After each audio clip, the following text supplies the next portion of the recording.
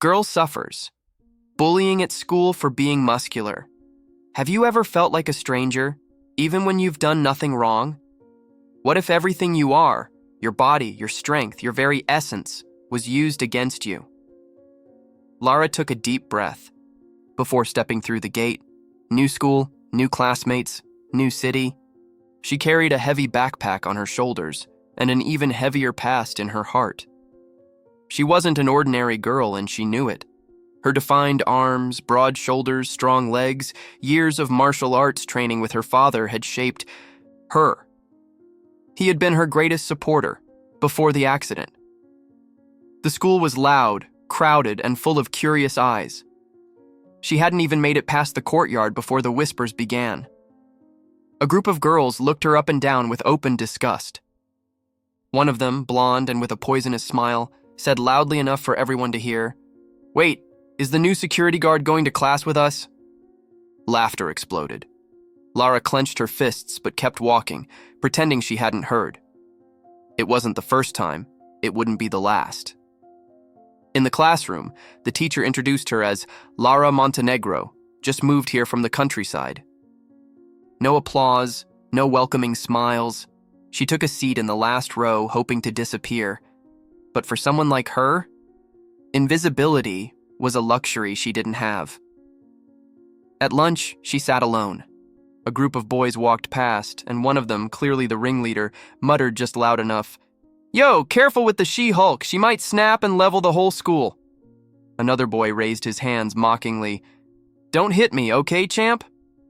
She bit her lip to keep from crying. It wasn't weakness, it was anger, it was pain, it was loneliness, layered and old. She just wanted to study, to have peace.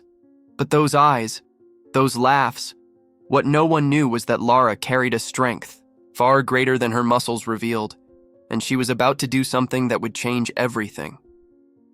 The days passed, and the whispers didn't stop. They got sharper, more creative, more cruel. Lara stopped wearing tank tops and switched to oversized hoodies, even in the heat. She avoided eye contact, ate lunch in the shadows behind the gym, and took the long way around the hallways to avoid crossing paths with anyone. But no matter how much she tried to shrink herself, they always found her.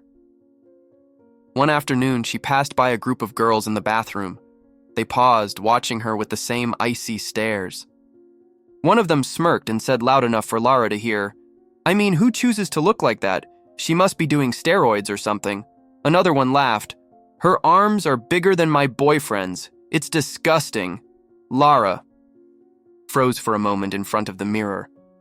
Her reflection stared back at her, strong, silent, but hurt. She didn't hate her body, not really.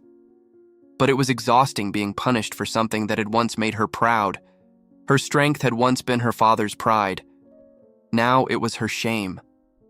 At night, she'd lie awake in bed, staring at the ceiling, her chest heavy with questions. Why me? Why do they hate me for being strong? She'd scroll through old photos, tournaments, trophies, smiles. She missed those days. The days when her muscles meant victory, not mockery. She didn't tell her mom. There was enough sadness in their house already. Since the accident, they were barely getting by. Her mom worked double shifts, and Lara had taken on house chores, grocery runs, even helping the neighbor's kid with homework to earn a little cash. But at school, none of that mattered. She was just the freak. The worst part wasn't the names or the laughs. It was the isolation. Every time she sat alone and watched others chatting, laughing, touching shoulders like friends do, a dull ache bloomed in her chest. She didn't want to be popular. She just wanted to belong. Then came the day when everything nearly broke her. During a science presentation, one of the boys mimicked a bodybuilder pose while she was speaking. The class burst into laughter. The teacher didn't say a word. Lara stood there, cheeks burning, her voice shaking as she tried to continue. But the laughter didn't stop. She walked out of the room without finishing her sentence. And no one followed her, but what none of them knew was that they had just pushed Lara past a line she had never crossed before. And she was about to make a choice that would shift the ground beneath all of them. It was a Wednesday, warm and buzzing with restless energy.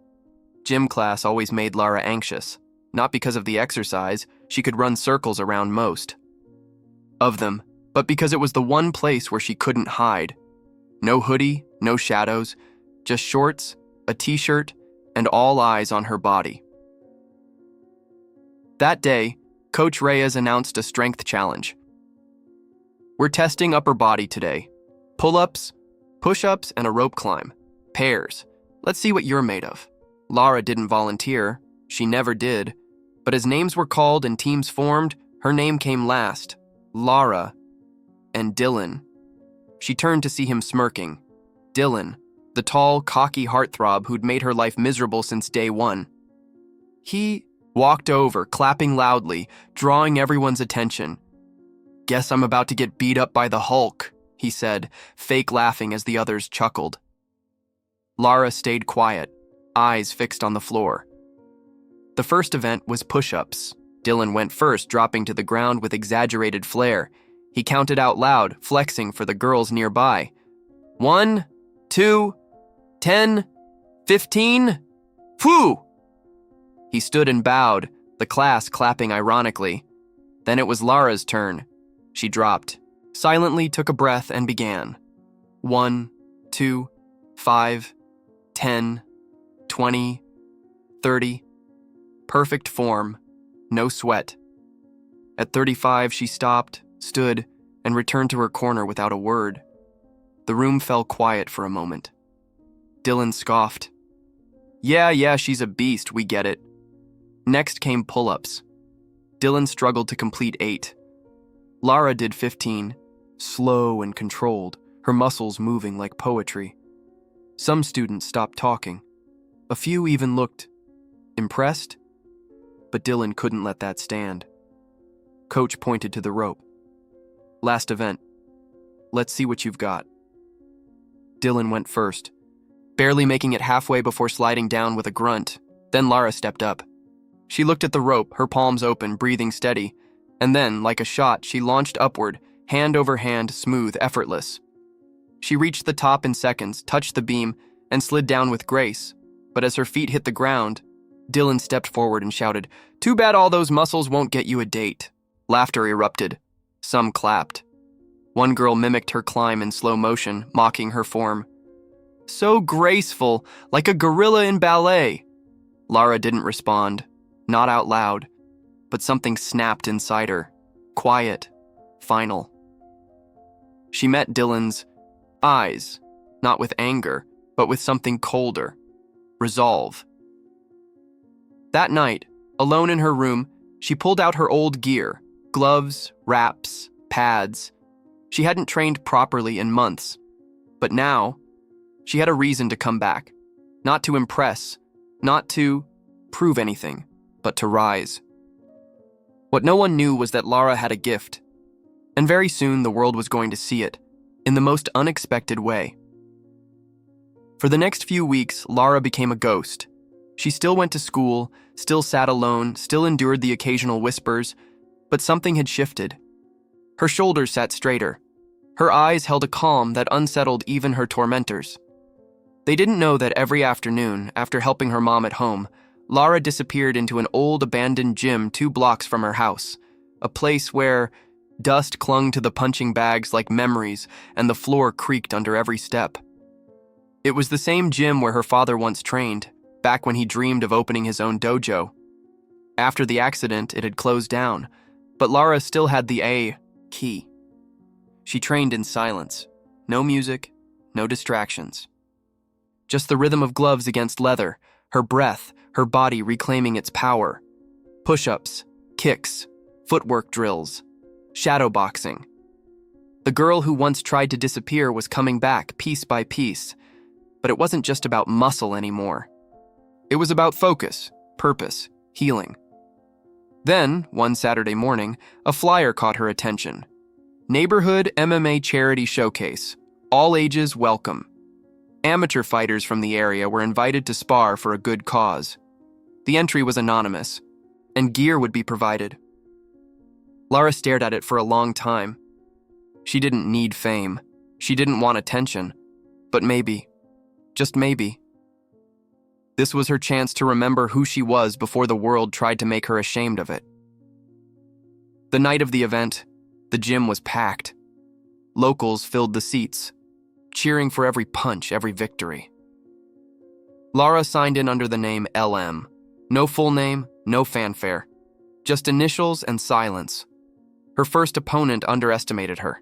Everyone did, until they saw her move. She was fast, precise, controlled, like fire trapped in ice. She didn't show off, she didn't taunt, she just fought. One match, then two, then the final. By the end of the night, the crowd had fallen silent, watching her with wide eyes. She won, yes, but more than that, she earned something far rarer, respect. But what she didn't expect was that someone had recorded her. A teenager in the crowd, impressed by her performance, had filmed her last round and posted it online. With the title, "Unknown Teen Fighter Destroys the Ring." By morning, the clip had gone viral, and by Monday, everyone at school had seen it. Monday came like any other, until it didn't. Lara walked into school expecting the same stares, the same silence. But something felt different. Students huddled in groups, staring at their phones, whispering. Some looked up when she passed, not with mockery, but with curiosity. Awe, even. She sat in class. The usual snickering was gone. Instead, Dylan walked in late, phone still in his hand, his jaw tight. He glanced at her, then looked away. At lunch, Lara sat under the tree near the back of the school, her usual quiet spot. That's when a freshman girl approached, fidgeting with her hoodie string. Was that you in the video? The fighter in black and red? Lara froze. The question hung in the air. The girl continued, "You were amazing." Before Lara could respond, another student came over, then another. Within minutes, a small crowd formed. Students who used to ignore her now asking questions, complimenting her moves, replaying parts of the fight like she was a celebrity. She didn't know what to say. But then came the moment that shattered. The last wall. A scream echoed across the courtyard, loud, desperate. Everyone turned to see a girl, one of the same bullies who had mocked Lara in the gym, being shoved violently by an older teen near the front gates. The boy was shouting, drunk on power, grabbing her arm as she tried to pull away. Teachers were too far. Students froze, but Lara moved. She dropped her backpack and ran. In seconds, she was there. "Let her go," she said, her voice sharp and steady. The boy laughed. "Or what? You gonna punch me, Rambo?" Lara didn't answer with words. In one swift motion, she deflected his grab, spun him off balance and dropped him flat on his back, controlled, precise, without rage, just skill. The girl scrambled away, crying. The crowd gasped. The boy, stunned, stared up at her in disbelief. He wasn't hurt, but he was humiliated by the freak, by the girl everyone laughed at, and then applause. Real applause. The same students who once called her names were now clapping. Some were filming, others were cheering, but Lara didn't smile, she didn't bow. She simply turned, picked up her bag and walked away. Her heart raced, not from the fight, but from the release. For the first time in months, she felt light. Seen, free. What none of them knew was that Lara hadn't just defeated a bully that day. She'd buried the shame they tried to put on her, and what rose from it was something unbreakable. The next few days felt like walking through a different world. People greeted Lara in the halls. Teachers smiled at her with something like pride. Even the whispers had changed, no longer cruel but reverent. Her nickname was no longer Hulk or Freak, but Champ, Hero, Warrior. But Lara didn't let it go to her head. She still walked with the same quiet stride, still sat at the edge of the cafeteria, still helped her. Mom with groceries and folded laundry late into the night. The difference was she didn't carry shame anymore. One afternoon, she was called to the principal's office. Expecting trouble, she entered with her guard up, but instead, Principal Torres stood with a smile.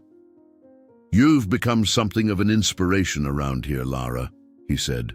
holding up a printed email. "We've received requests from students to start a girls' self-defense club. They want you to lead it." Her throat tightened. "You don't have to decide now," he added. "But they look up to you. You've shown them that being different isn't a weakness, it's power." She left the office in a daze, clutching the paper in her hand. That evening, she sat with her mother, who had seen the video too. "I didn't." "No, you were training again," her mother said softly, tears in her eyes. "I needed to remember who I was," Lara replied, "before the world tried to tell me I wasn't enough." Her mother took her hand, squeezing it. "You've always been enough, more than enough." The next week, Lara stepped into the school gym, not as the joke, not as the target, but as a leader. A dozen girls stood waiting, nervous, unsure. She smiled and said the words she once needed to hear. "You don't have to be small to be accepted. You don't have to change your body to be loved. You just have to own who you are." And they listened, really listened, because she wasn't just speaking from victory. She was speaking from scars, from humiliation, from rising again. Lara's journey didn't end with a viral video, or applause, or the defeat of a bully. It continued in every girl who stood taller because of her, in every punch thrown not in anger, but in confidence. And maybe that's the real victory. Not proving others wrong, but proving to yourself that they never had the right to define you in the first place. What about you? Have you ever been judged for being different? Tell us in the comments. Your voice matters. And if Lara's story touched your heart, like this video, share it, and don't forget to subscribe for more stories that inspire.